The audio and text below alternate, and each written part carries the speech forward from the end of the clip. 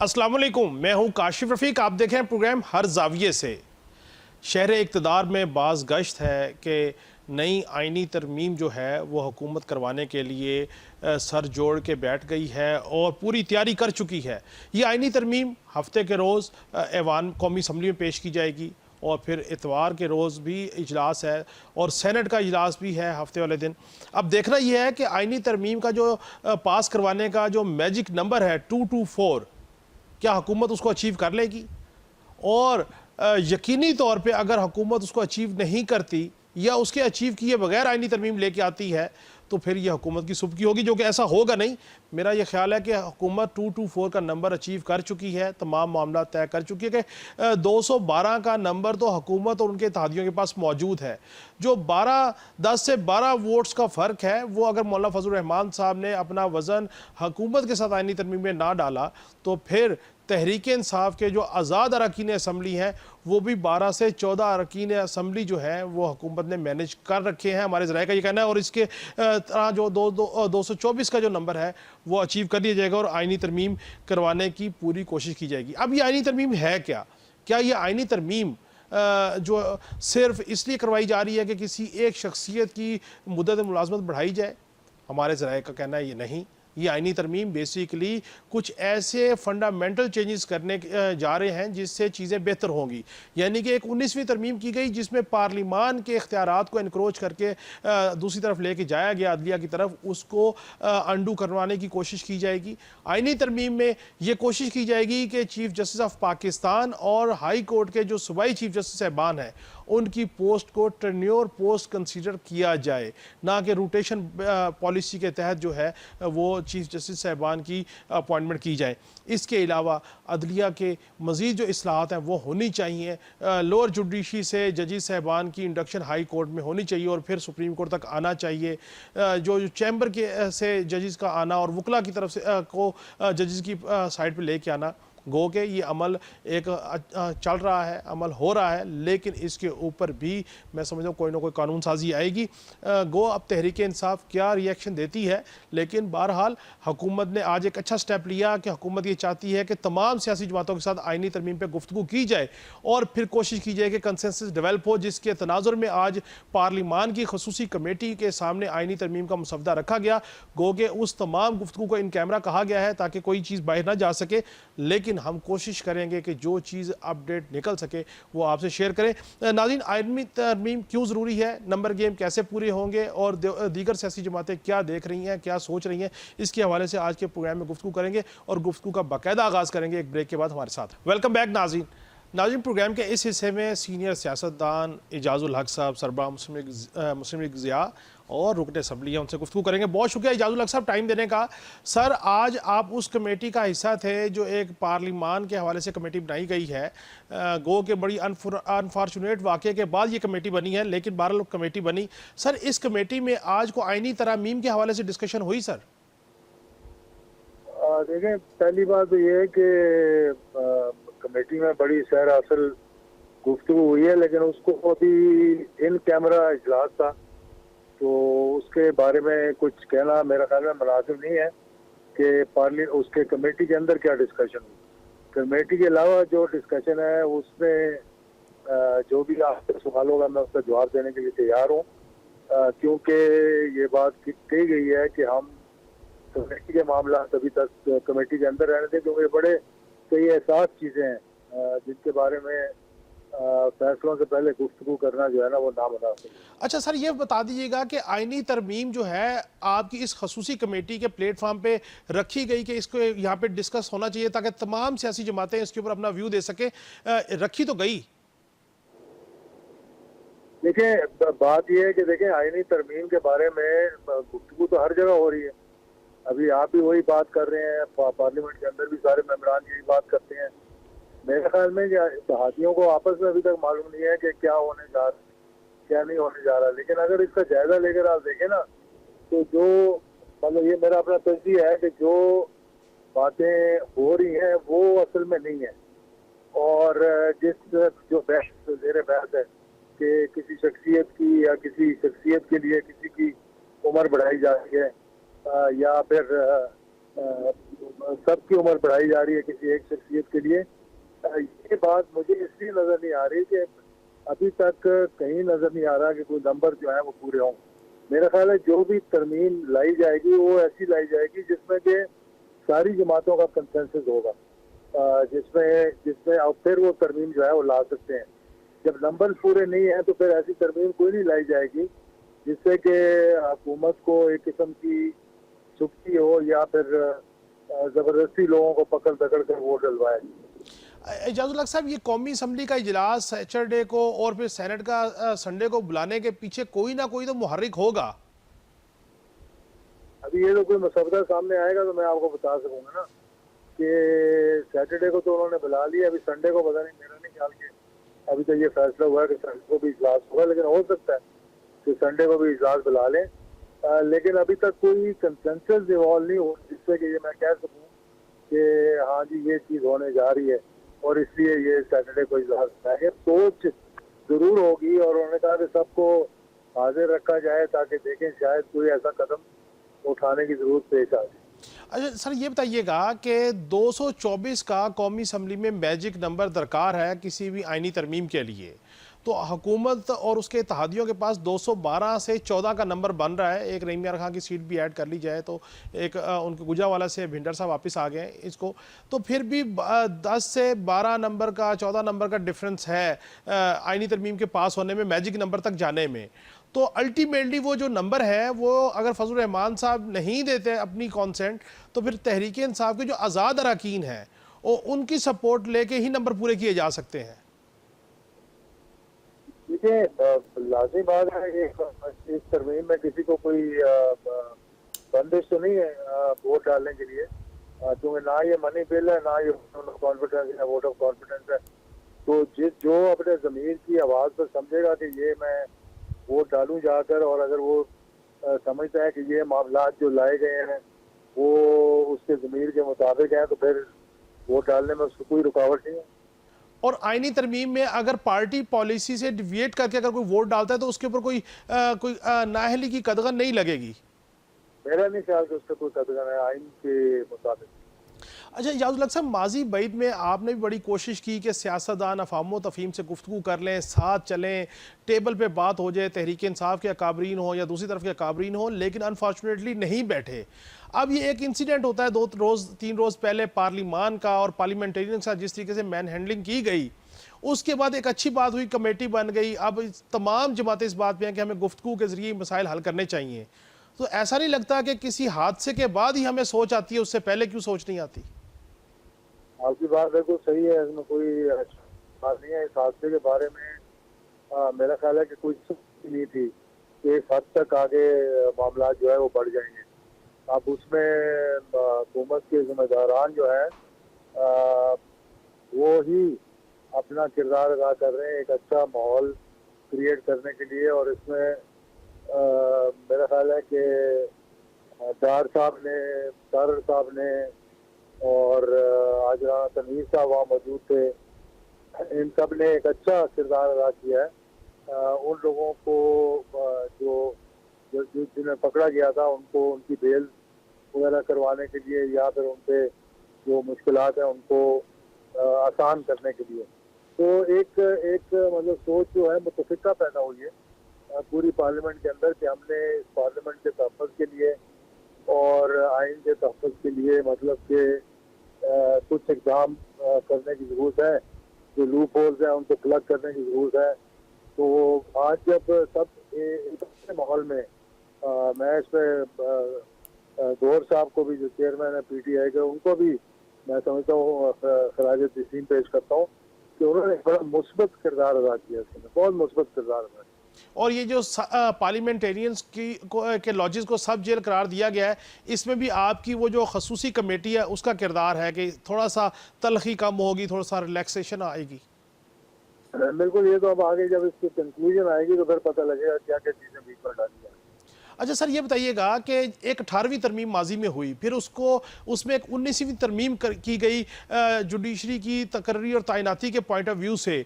तो ये जो पार्लिमान अगर मजबूत है, पार्लिमान सुप्रीम इदारा है मुल्क को चलाने के लिए, डेमोक्रेसी को चलाने के लिए, इदारों को चलाने के लिए, तो फिर जजेस की तकर्री के पॉइंट ऑफ व्यू से पार्लिमान ही अथेंटिक होना चाहिए और मजबूत इदारा होना, और इसकी रिकमेंडेशन पे अमल करना चाहिए। क्या ख्याल है?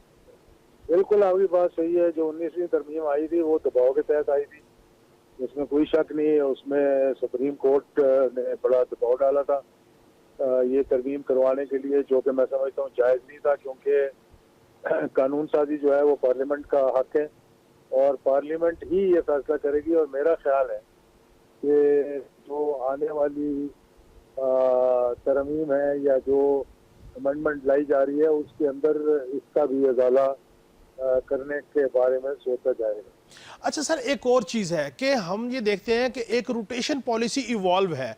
उस रोटेशन पॉलिसी से इदारों में ये मामला हुआ कि कोई 6 महीने के लिए चीफ जस्टिस साहब बन गए, कोई 2 महीने के लिए, कोई साल के लिए, यानी कि रोटेशन पॉलिसी के तहत। तो उससे ये हुआ कि इदारे के अंदर एक यकसू सोच के तहत चीज़ें नहीं चली। फिर हमने ये देखा कि वहाँ पे बैजेस बन गए, ग्रुप्स बन गए, वो भी इदारे को नुकसान हुआ। तीसरा जो फाइनेंशियल लॉस हुआ कि रोटेशन पॉलिसी के तहत कोई शॉर्ट टर्म के लिए चीफ जस्टिस बने या लॉन्ग टर्म के लिए बने, वो पक्ष प्रिविलेज एक ही जगह एक ही टाइप के इंप्लीमेंट हो गए। तो अगर इसको टेन्योर पोस्ट कर दिया जाए सुप्रीम कोर्ट के चीफ जस्टिस साहब को और सूबाई हाई कोर्ट के जस्टिस साहबान को कि इनकी जो मुद्दत है, मुलाजमत है, उसको टेन्योर पोस्ट कर दिया जाए 3 साल की, जैसे आर्मी चीफ साहब की होती है, जैसे असेंबली की 5 साल है, तो कोई हर्ज तो नहीं है? ठीक है, ये भी बात सोची जा सकती है, लेकिन देखिए ये चीजें बाद में करने की हैं। अगर जब एक पर्सन स्पेसिफिक कोई आप करेंगे इकदाम या इसका तासुर ये जाएगा कि ये पर्सन स्पेसिफिक हो रहा है, तो फिर वो तरमीम जो है ना वो हजम करना इतना आसान नहीं होगा। यानी कि पब्लिक के अंदर अभी भी चह मगोइयाँ हो रही हैं इतनी इस मामले पर। ये इस्लाहात वगैरह जो करनी है वो आराम से सोच समझ कर इस तरह जल्दी में नहीं होनी चाहिए कि हफ्ते वाले दिन भी बैठें और इतवार वाले दिन भी बैठें और एक चीज़ को ख़त्म करना है। इस पर बाकायदा बहस होनी चाहिए, डिस्कशन होनी चाहिए, सबको इत्मीनान में लेना चाहिए और फिर आगे बढ़ना। सर ये बताइएगा कि अदलिया की इस्लाहात तो बहरहाल मुल्क के लिए ज़रूरी है ना, कानून के लिए चीज़ें ज़रूरी हैं ताकि लोगों को सज़ा और जज़ा का फैसला हो, लोगों के अंदर एक डिटरनेस आए। तो क्या आपके जो सियासी अकाबरीन हैं, आप लोग हैं, सीनियर पॉलिटिशियंस हैं, आपकी कमेटी या आपके लोग ये इस बात पर सोचते हैं कि अदलिया की इस्लाहात होनी चाहिए और कंसेंसस से होनी चाहिए? ये अच्छी बात है आपकी? बिल्कुल बिल्कुल होनी चाहिए, इस्लाहात होनी चाहिए। इस्लाहात की हमेशा गुंजाइश होती है और ख़ास तौर पर क्योंकि इंसाफ के बारे में, इंसाफ मुहैया करने के बारे में बहुत से सवालिया निशानात जो है वो देखे गए हैं कि कई जो है वो कॉन्स्टिट्यूशनल पिटीशन जो है वो दिनों में लग जाती हैं जो बड़ी शख्सियात की होती हैं, और कई लोग ऐसे हैं कि वो अपनी उम्र का कैद काट कर बाहर आ जाते हैं और उनकी पिटीशन नहीं लगती। तो ये चीज़ें जो है ये इस पर सोच के विचार करना, मेरे ख्याल में इस पर जुडिशरी को भी ऑन बोर्ड लेना चाहिए और उनके साथ बैठकर बात करनी चाहिए कि ये मामला को हम किस तरह से बेहतर बना सकते हैं। कोई आपस में ये मुहावरा ही नहीं है, ये मुल्क के निज़ाम को बेहतर चलाने के लिए किसी को ऑन बोर्ड लेना पड़ेगा। इजाज़ुल हक साहब ये भी फरमाइएगा कि ये जो हमारी रीत चल पड़ी है कि चैम्बर से जो है वो जजी साहब आ जाएंगे, फिर वही आगे कंटिन्यू करेंगे, फिर पॉलिटिकल एक आपस में मुखालफत और मुखासमत का मामला बन जाता है, एफिलिएशन का मामला बन जाता है। ये चैम्बर से इंडक्शन जो है जजीज़ की, हाई कोर्ट में हो या सुप्रीम कोर्ट में हो, आप इसको ज़ाती हैसियत में कैसे देखते हैं?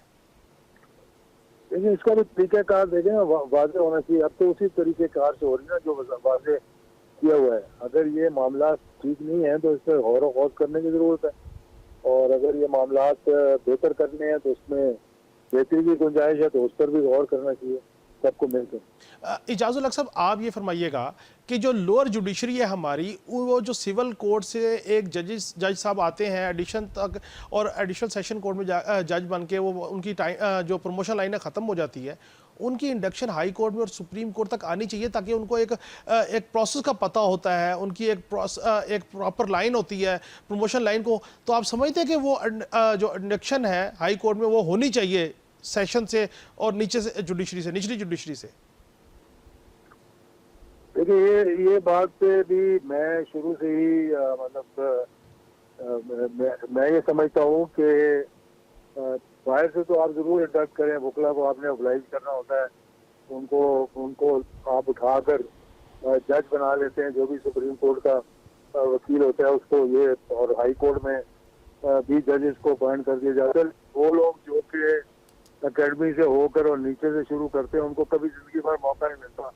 वो सिविल जज से लेकर और सेशन जज पर आकर उनकी मुद्दत खत्म हो जाती है, और उनकी इंडक्शन जो है कुछ बहुत मिनिमम रखी हुई है हाई कोर्ट के अंदर। हालांकि उनका जो एक्सपीरियंस है लोअर कोर्ट्स का, वो अगर हाई कोर्ट में आए, सुप्रीम कोर्ट में आए, तो वो एक बेहतर परफॉर्मेंस दे सकते हैं, बेहतर इंसाफ दे सकते हैं, बेहतर तरीक़ाकार, क्योंकि वो समझते हैं कि निचले मामला किस तरह से चलते हैं और किस तरह से उनको बेहतर किया जा सकता है। इजाज़ुल हक साहब, आपकी शख्सियत सियासतदानों में वाहिद शख्सियत है जो तमाम सियासी जमातों के साथ अफ़हाम व तफ़हीम के मामलात को आगे लेके चलती है। तहरीक इंसाफ के लोगों से भी आपने गुफ्तगू की और इधर के लोगों से भी गुफ्तगू की, पावर कॉरिडोर से भी गुफ्तगू की। अवाम डीमोरलाइज है, परेशान है, चैम को ये बहुत ज़्यादा है, प्रोपेगेंडास बहुत ज़्यादा हैं। आप आवाम को एक होप देंगे कि अब जो मामलात हैं वो ग्रेजुअली बेहतर होना शुरू हो जाएंगे, पार्लिमान से बेहतरी की तरफ जाएगी चीज़ें, मुल्क बेहतरी की तरफ जाएगा, हमारी खारजा पॉलिसी, हमारी मईशत बेहतरी की तरफ जाएगी? देखिए, कुछ चीज़ें हैं जो बहुत परेशान कौन है इस वक्त, ख़ास तौर पर जो मईशत है और जो सिक्योरिटी के मामलात हैं, जिस पर मैं समझता हूँ कि पार्लिमान के अंदर भी अभी कोई बहस नहीं हुई सिक्योरिटी के मामलात पर। ख़ास तौर पर KPK के मामलात जो हैं, बलूचिस्तान के जो हैं, कच्चे के जो मामलात हैं, इन पर सैर असल बहस होनी चाहिए, और पार्लियामेंट को चाहिए कि तमाम स्टेक होल्डर्स को बुलाकर उनको कॉन्फिडेंस मिले कि क्या मामला चल रहे हैं। तो मईशत का जहाँ तक ताल्लुक है, मईशत में कुछ बेहतरी आई है, और अब IMF ने भी जो कहा है कि मेरा ख्याल है कि हमें वो भी कर्जा मिल जाएगा $7 अरब का। तो मईशत जो है मजीद बेहतरी की तरफ जाएगी। 2% कट किया गया है इंटरेस्ट रेट के अंदर, मेरा ख्याल है मजीद अगर बेहतरी आएगी तो 2% और कट होगा, तो हमारी ये पहिया भी जो है, इक़्तिसादी पहिया भी चलना शुरू हो जाएगा सही तरीके से। तो ये चीज़ें जो है ये सारी मिलजुल कर सकते हैं। अगर आपस में मुहाज़राई होगी, पार्लियामेंट को सही नहीं चलाया जाएगा, पार्लियामेंट के अंदर से लोगों को अगर उठाया जाएगा और आपस में एक दूसरे के खिलाफ हम मामला करते रहेंगे, तो फिर मुल्क को आगे ले जाना बड़ा मुश्किल हो जाएगा। अपने से बालातर होकर मैं समझता हूँ हर किसी को सोचना चाहिए, मुल्क को मद्देनजर रखते हुए। बहुत बहुत शुक्रिया इजाज़ुल हक साहब, आपने हमसे गुफ्तगू की। नाज़रीन, इजाज़ुल हक साहब की गुफ्तगू मेरी बड़ी प्रिसाइज थी कि महाज आराई जो सी है वो मुल्क को आगे नहीं लेके जा सकती, और दूसरा आइनी तरमीम अगर करना मकसूद भी है तो वो ऐसे नहीं होनी चाहिए कि शायबा ये जाए कि कोई शख्सियत स्पेसिफिक नीड के लिए आइनी तरमीम की जा रही है। नाज़रीन, एक ब्रेक से वापस आएंगे तो तहरीक इंसाफ के शौकत यूसुफजई मेरे साथ होंगे, उनसे गुफ्तगू करेंगे। वेलकम बैक नाज़रीन, प्रोग्राम के इस हिस्से में तहरीक इंसाफ के सीनियर रहनुमा साबिक वज़ीर इत्तलात खैबर पख्तूनख्वा शौकत यूसुफजई साहब मेरे साथ मौजूद हैं। बहुत शुक्रिया शौकत साहब टाइम देने का। सर, ये फरमाइएगा कि पहले आपके जो अरकान असम्बली थे उनके साथ जो भी मिस हैंडलिंग हुई बहुत अनफॉर्चुनेट है। पार्लिमान है, पार्लिमान का एक तकद्दुस है, नहीं होना चाहिए था पार्लियामेंटेरियन का। बहरहाल अब उनके मामले को एड्रेस किया गया है, उनको प्रोटेक्शन ऑर्डर भी दे दिए गए हैं और लॉजिस को सब जेल करार दे दिया गया है।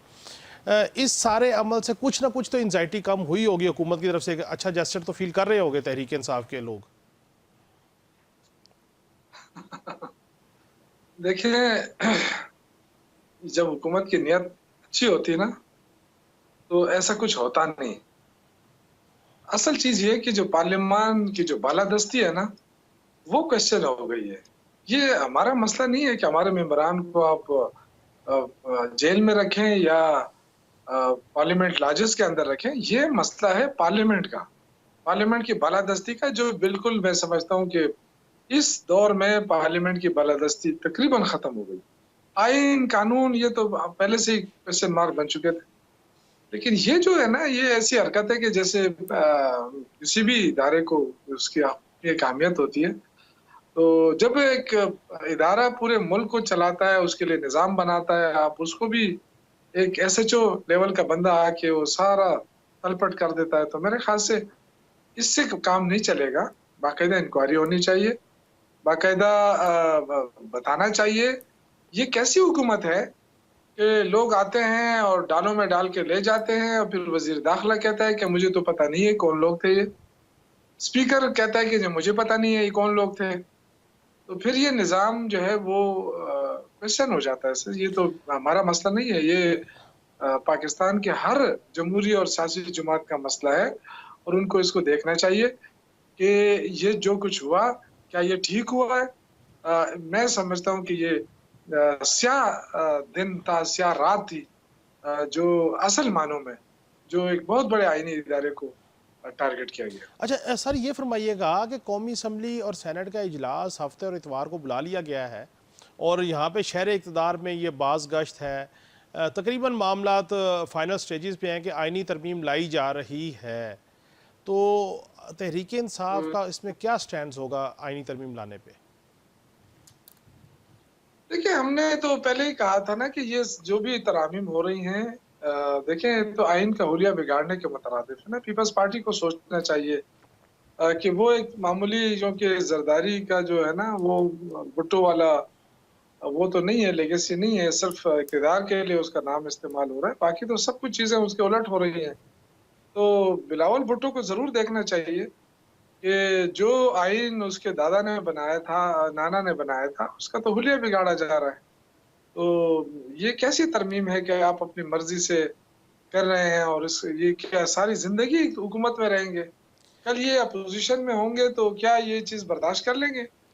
तो देखना तो पड़ेगा इस सारी चीज़ों को। इस वक़्त जो इनको जल्दी है, वो जल्दी सबको पता है कि उस दाल में कुछ काला है। तो मेरा ख़्याल से इसको रेज़िस्ट किया जाएगा पीटीआई की तरफ अच्छा से। सर ये बताइएगा कि अब हुकूमत के पास 212 या 14 का नंबर रहा और मैजिक नंबर है 224 का जो आइनी तरमीम के लिए रिक्वायर्ड है। अब अगर 10 से 12 नंबर का शॉर्टफॉल है और मौलाना फजल रहमान साहब भी अपना वज़न डालते हैं तब भी नंबर का शॉर्टफॉल है, 2-3 नंबर का शॉर्टफॉल है, नहीं डालते तब भी, तो ये जो 12 से 14 नंबर का शॉर्टफॉल है, यकीनी तौर पे तहरीक इंसाफ के जो आज़ाद लोग हैं उधर से ही कोई ना कोई नंबर पूरा होगा। नंबर पूरा कर रहे हैं तो आइनी तरमीम लेके आ रहे हैं। तो आपको लगता है कि आपके कोई लोग जो उनसे हैं वो उधर राब्ते में है या वो मैनेज कर लिए हैं उन्होंने, हुकूमत ने? देखिए, लोगों को ऑफ़र दी जा रही हैं, करोड़ों रुपयों की ऑफ़र इत्तलात हैं, और धमकाया जा रहा है, टेलीफ़ोन हो रहे हैं। वफ़ाकी हुकूमत की तरफ से काफ़ी प्रेशर डाला जा रहा है, लेकिन अल्हम्दुलिल्लाह जो लोग आज़ाद आए हैं, उनका मतलब आज़ाद नहीं है, वो पीटीआई के लोग हैं, पीटीआई के वर्करों ने उनको वोट दिया है, उनके लिए कैंपेन चलाई है।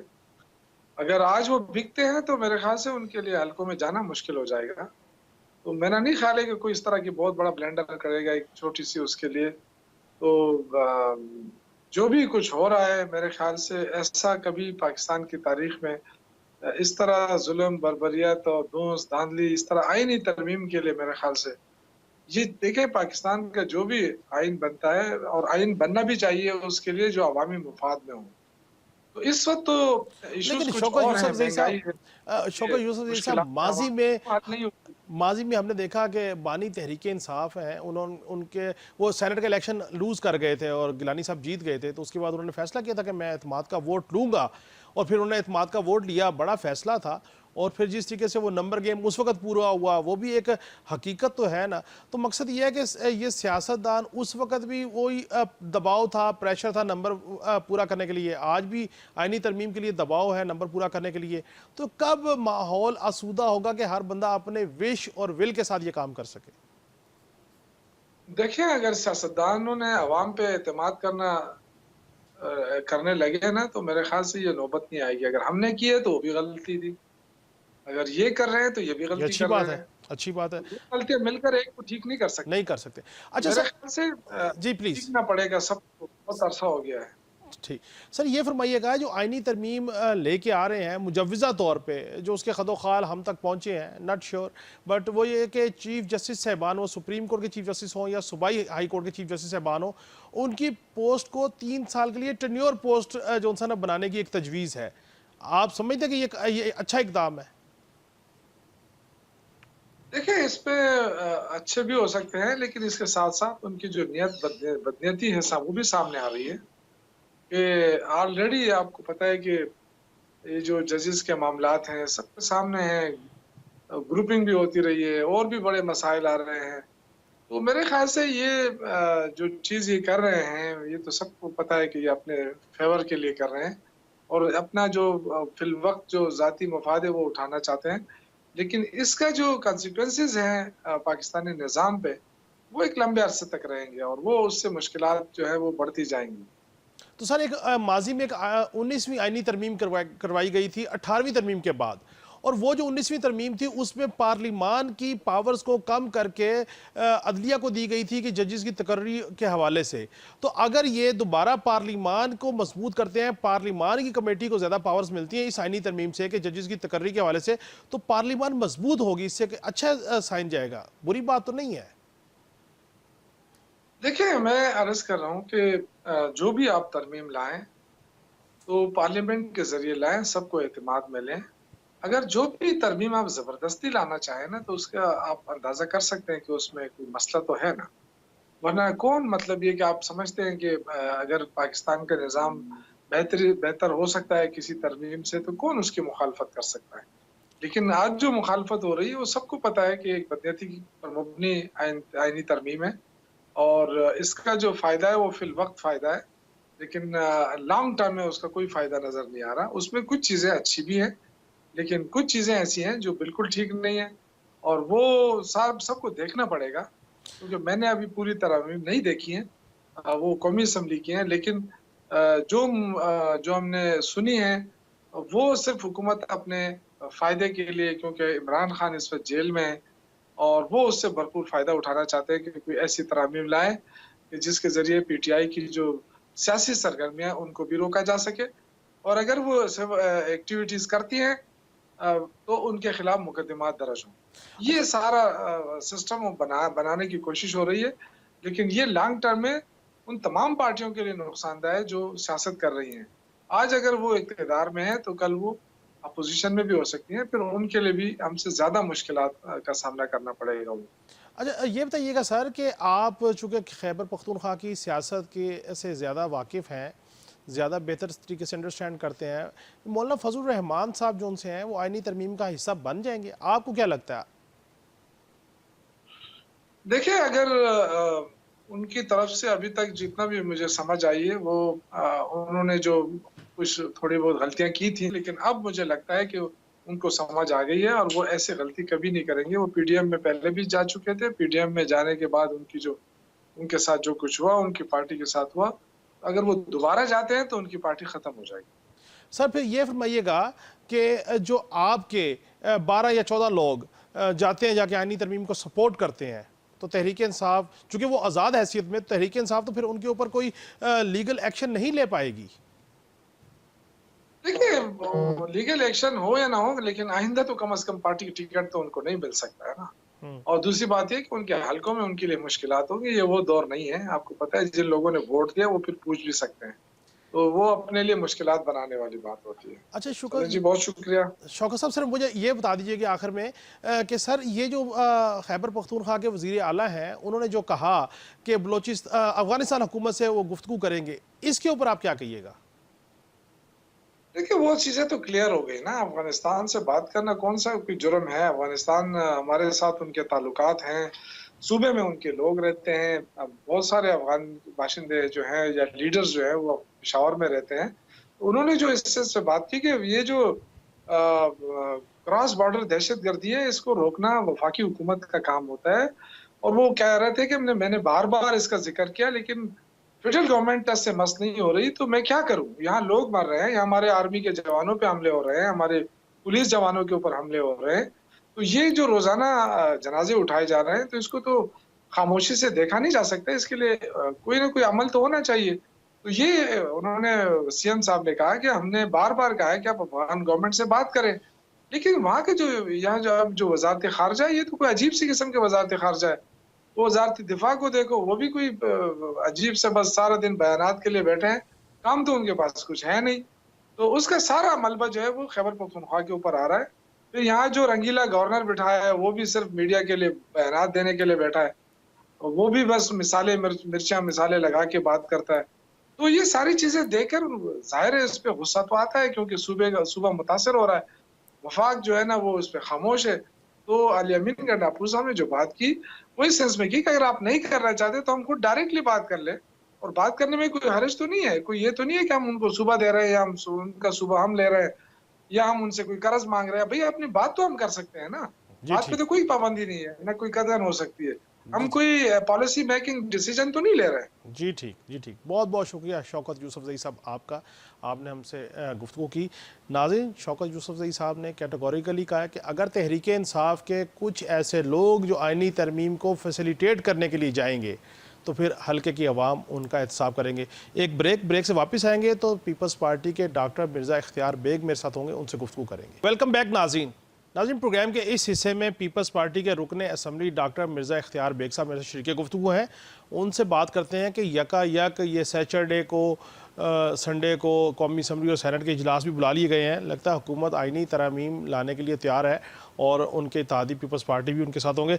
बहुत शुक्रिया डॉक्टर साहब टाइम देने का। सर, ये फरमाइएगा कि ये सैटरडे और संडे को कौमी असम्बली और सैनेट के जो इजलास बुलाए गए हैं, आप लोगों को आपकी लीडरशिप ने कहा है कि इस्लामाबाद ही रुकना है, ऐसे ही है सर?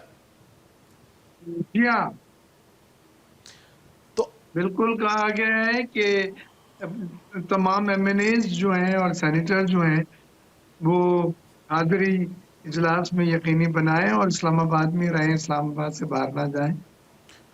तो डॉक्टर साहब आज कोई जो आपके पार्टी चेयरमैन है बिलावल भुट्टो जरदारी साहब, आज यानी कि फ्राइडे नाइट को या सैटरडे नाइट को कोई इशाया वगैरह भी दे रहे हैं अपने अरकान असम्बली की फेवर में? जी, कल सैटरडे को हमें डिनर पे बुलाया है, लेकिन वो प्राइवेट डिनर है। वो जब यहाँ पे होते हैं तो हमारी दो चीजें बड़ी कॉमन है। एक तो इजलास से पहले पार्लियामेंट्री कमेटी की मीटिंग होती है, उसमें कभी बिलावल साहब, कभी आसफा भुट्टो जरदारी साहिबा, नवीद कमर, खुर्शीद शाह, राजा परवेज अशरफ, ये पार्टी की पॉलिसी और मुख्तलिफ इम्पोर्टेंट अमूर पे बतलाते हैं जो चल रहे होते हैं या एजेंडे का हिस्सा होते हैं।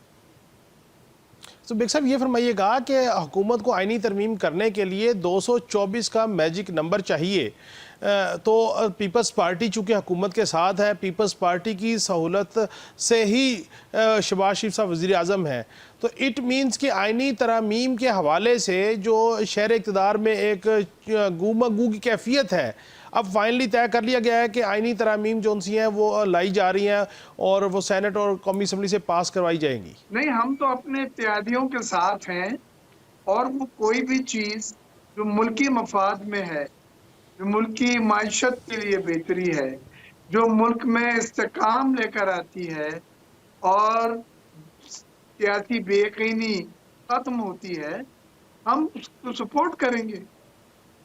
और इसमें जो नंबर गेम है 224 का मैजिक नंबर चाहिए कौमी असम्बली में आइनी तरमीम को पास होने के लिए। इत्तेहादियों के पास, हुकूमत और उनके इत्तेहादियों के पास 212 का नंबर है, बाकी 12 नंबर जो है वो भी यकीनी तौर पे इत्तेहादियों ने पूरे कर लिए हो तो ही आइनी तरमीम लेके आएंगे ना? यकीनन जब आइनी तरमीम पेश की जा रही है तो ये एक बात अंडरस्टूड है कि गिनती नंबर में आप पूरे हैं, आपको पूरी हमायत हासिल है कि आप 2/3 मेजॉरिटी या 224 वोट जो है वो अपना साबित कर सकेंगे। अच्छा डॉक्टर साहब, ये फरमाइएगा कि मौलाना फजल रहमान साहब की तरफ जरदारी साहब भी गए, वज़ीर आज़म साहब भी गए, तो मौलाना फजल रहमान साहब की भी कोई शुनीद है, कोई कॉन्सेंट दे दिया उन्होंने, आइनी तरमीम को फेवर कर रहे हैं कि नहीं कर रहे? देखिए, ये बातें मैं आपसे डिटेल में नहीं डिस्कस कर सकूंगा, लेकिन मौलाना एक बहुत ही तजर्बेकार सियासतदान है और एक उनका सियासी रुतबा है। मेरे बहुत अच्छे दोस्त हैं, हम जब भी मिलते हैं बहुत अच्छी तरह से मिलते हैं, लेकिन अभी तक उन्होंने आइनी तरमीम पे जो बयानात दिए हैं वो आपके सामने है और उससे जो नतीजा अख्ज़ कर सकते हैं करने वाले वो कर रहे हैं। तो अभी मैं इस पोजीशन में नहीं हूं कि मैं उनकी तरफ से कुछ कह सकूं। आप डॉक्टर साहब, चूँकि नंबर गेम जो है 224 का, जैसे आपने भी कहा और हमारे पास भी इतलात यही हैं कि वो हुकूमत पूरा कर चुकी है, इसके बगैर आइनी तरमीम लाना जो है वो हुकूमत के लिए सुबकी का बाइस होगी जो कि वो नहीं करेगी। तो ये अगर फजल रहमान साहब, मैं एक ऑप्शन आपके सामने रख रहा हूँ, एक बात रख रहा हूँ कि फजल रहमान साहब जो है वो अगर अपना नंबर नहीं इंक्लूड करते आइनी तरमीम के पॉइंट ऑफ व्यू से तो 12 नंबर का शॉर्ट फॉल है। तो फिर तो ऑप्शन यही रह जाता है कि तहरीक इंसाफ के जो आज़ाद अरकान है जिनकी अभी तक हैसियत आज़ाद की है, फिर उनमें से कोई 12 लोग उनको सपोर्ट करेंगे आइनी तरमीम को, तभी पास होगी। देखिए, ये एक हिकमत अमली का हिस्सा है और मैं एक पार्टी का कौमी असम्बली का मेंबर, रुकन, वोट देने वाला पार्लियामेंटेरियन होते हुए मैं समझता नहीं हूँ कि ये मुनासिब है कि हम अपनी इत्तेहादियों की हिकमत अमली आप इस स्टेज पे डिस्कस करें। बहुत सारी चीज़ें कॉन्फिडेंशियल रखी जाती हैं, बस पर्दा होती हैं। तो इंशाल्लाह अल्लाह अच्छा करेगा। हमारी दुआ यही है कि मुल्क जो सियासी बेयकीनी 2 दिन से हम अच्छी खबरें सुन रहे हैं। एक, IMF के एजेंडे में पाकिस्तान का लोन प्रोग्राम आ गया है। दूसरा, स्टेट बैंक ने 2% मार्कअप मजीद कम करा है जिससे माली लागत कम हुई है। तीसरा, जो IPPs हैं वो मुज़ाकरात के लिए तैयार हो गए हैं, टेबल पे बैठे हैं। और वो जो ब्लीडिंग हो रही थी, जो 2000 अरब रुपए सालाना दिए जा रहे थे, जो कैपेसिटी चार्ज के मद में 2000 अरब रुपए साल के दिए जा रहे थे, उसमें जो मैंने जो नई प्रपोज की उसमें मैंने कम्पिटिटिव बिडिंग का कहा है, टेक एंड पे का मॉडल उनको बताया है। हमने उनको रिटर्न ऑन इक्विटी जिनके दुगनी 3 गुना इन्वेस्टमेंट कमा चुके हैं, वो इन्वेस्टमेंट पे मुनाफा, उसको भी हमने कहा है कि वो रिव्यू करें, जो रिटर्न है ऑन इन्वेस्टमेंट, ये प्रॉफिट। और उसके बाद डॉलर टर्म में जो उनको लिंक किया हुआ था उसको भी रिव्यू कर रहे हैं। तो ये सब चीज़ें हैं और अल्लाह करे ये इसी तरह से सही सिमत में जाती रहें और डॉक्टर साहब इसका IPPs का जायजा हो कि खुद ये सब चीज़ें मान जाएं, तो आपको अंदाज़ा नहीं है कि हमारी बिजली की कीमतें कितनी कम हो जाएंगी। हमारी सनत जो है वो उसमें एक्सपेंशन होगा, बहाली आएगी, एक्सपोर्ट में बहाली आएगी और वो तमाम काले बादल जो हैं, जो महंगी बिजली की कीमतों की वजह से माशत पे हमारी और सनत पे पड़ रहे थे, वो इंशाल्लाह दूर हो जाएंगे। तो डॉक्टर साहब इसके लिए तो एक और बड़ा अच्छा सादा सा हल है कि अगर ये जिस तरह तमाम इत्तेहादी हुकूमत के एक आइनी तरमीम के लिए मुत्तफिक हुए हैं, अगर यही सारे इत्तेहादी एक ऐसी करारदाद ले आए कि जो IPPs मुल्क का खून चूस रहे हैं, फिनेंशियल ब्लीडिंग हो रही है, महंगी बिजली दे रहे हैं, आवाम परेशान हाल है, उन IPPs के मुआहदे जब ख़त्म हो जाए तो उनको रिन्यू ना किया जाए। जब वो रिन्यू नहीं होंगे तो अल्टीमेटली वो IPPs या आपसे निगोशिएट करेंगे या पुल आउट कर जाएंगे, तो वो ब्लीडिंग ख़त्म हो जाएगी। इस तरफ क्यों नहीं आते पार्लियामेंटेरियंस? देखिए, रिव्यू और एक्सपायर होना, उनके कॉन्ट्रैक्ट किसी में 10 साल बाकी है, किसी में 12 साल बाकी हैं। आप 12 साल तक ब्लीडिंग बर्दाश्त नहीं कर सकती, लिहाजा आपने फैसले तो अभी करने हैं। और मैं आपसे इससे एग्री नहीं करूंगा कि हम कौमी असम्बली में कोई करारदाद पास करके उनके मुनाफे को मंजूबत करें या उनके एग्रीमेंट्स को कैंसिल करें। ये एक मंथली मैसेज बाहर जाएगा। जो हमारा तरीक़ेकार है कि क्योंकि उन्होंने दुगना तिगना मुनाफा ले चुके हैं और अब हमारी बिजली की रिक्वायरमेंट इतनी नहीं है और जो बिजली पैदा कर रहे हैं वो हम बगैर ख़रीदे उनको कैपेसिटी चार्ज दे रहे हैं, तो अब हम इसका फॉर्मेट बदलें, हम उसी बिजली की पेमेंट करें जो ख़रीदें। और वो भी ज़रा ये ख्याल करें कि हमने दुगना तिगना मुनाफा कमा चुका है जो सरमायाकारी की थी, लिहाजा वो भी शराइत को नरम करें मुल्क के मफाद में। ये मुल्क इससे ज़्यादा बिजली की कीमतें बढ़ी तो सिविल वार हो जाएगी। खुदकुशियाँ और कत्ल बिजली के बिलों पे तो अब हो रहे हैं और ये एक बहुत ही संगीन बात है। अच्छा बेग साहब, आपकी जमात ने हमेशा पार्लिमान को मजबूत करने की बात की, पार्लिमान को और तसलसल डेमोक्रेसी के ऊपर काम किया, बात की।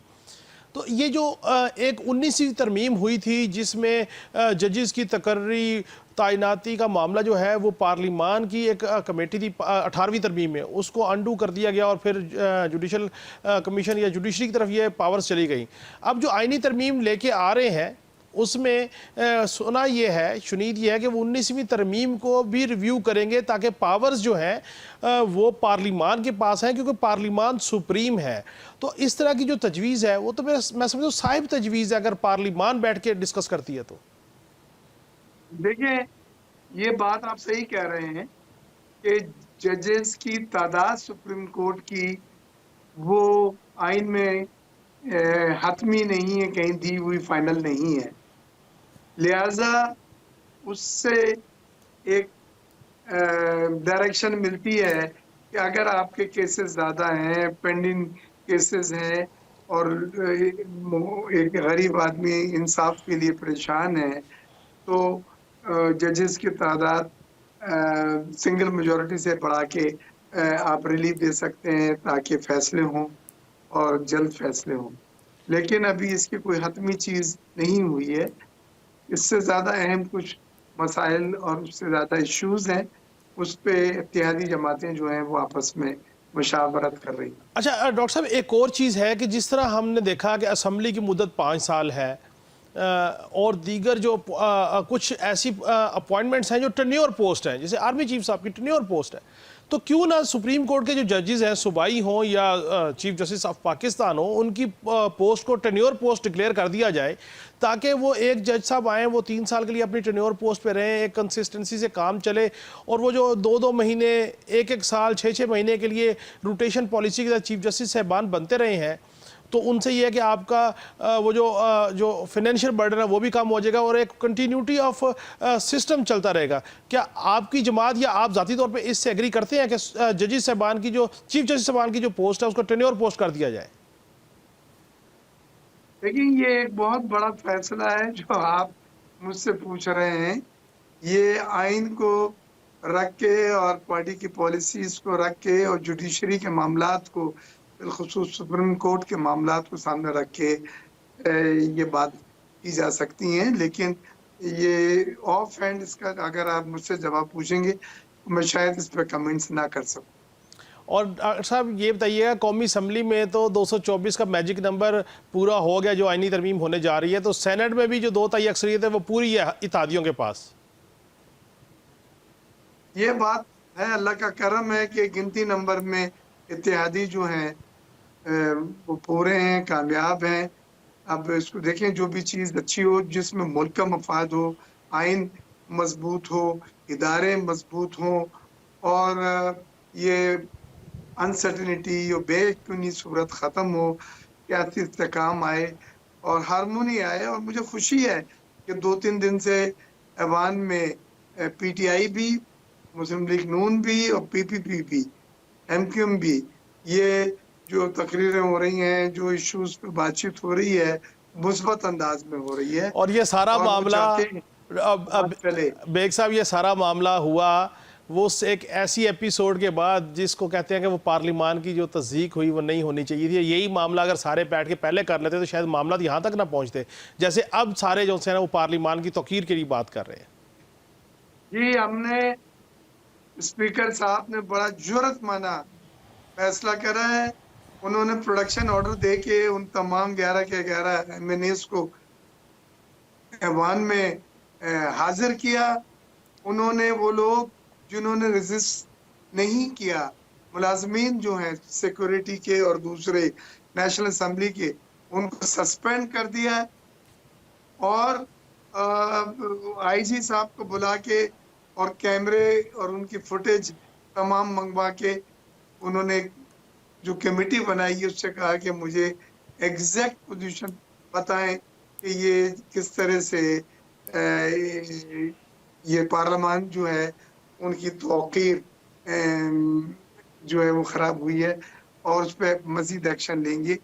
वो कमेटी बहुत पावरफुल है, तमाम सियासी जमातों के लोग उसमें, बल्कि मौलाना फजल रहमान साहब भी कल आए थे जब तकरीर कर रहे थे, तो उनको उन्होंने स्पीकर साहब ने ऑफर किया और वो भी बड़ापन है उनका कि उसमें वो शामिल हो गए हैं।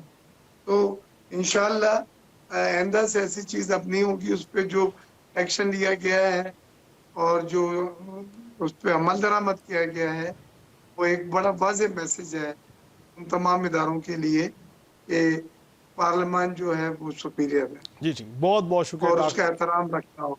ठीक, बहुत बहुत शुक्रिया डॉक्टर मिर्ज़ा इख्तियार बेग साहब, आपने हमसे गुफ्तगू की। नाज़रीन, पीपल्स पार्टी के इख्तियार बेग साहब ने क्लियर कर दिया है कि कौमी असम्बली और सैनेट में नंबर गेम पूरी है, आइनी तरमीम में कामयाब होगी हुकूमत और उसकी इत्तेहादी जमातें। किसी किस्म का कोई मामला, कोई इशू नहीं है, आसानी से आइनी तरमीम जो सी है वो होने जा रही है। नाज़रीन, आज के लिए इतना ही, कल फिर मुलाकात होगी। अल्लाह हाफिज़।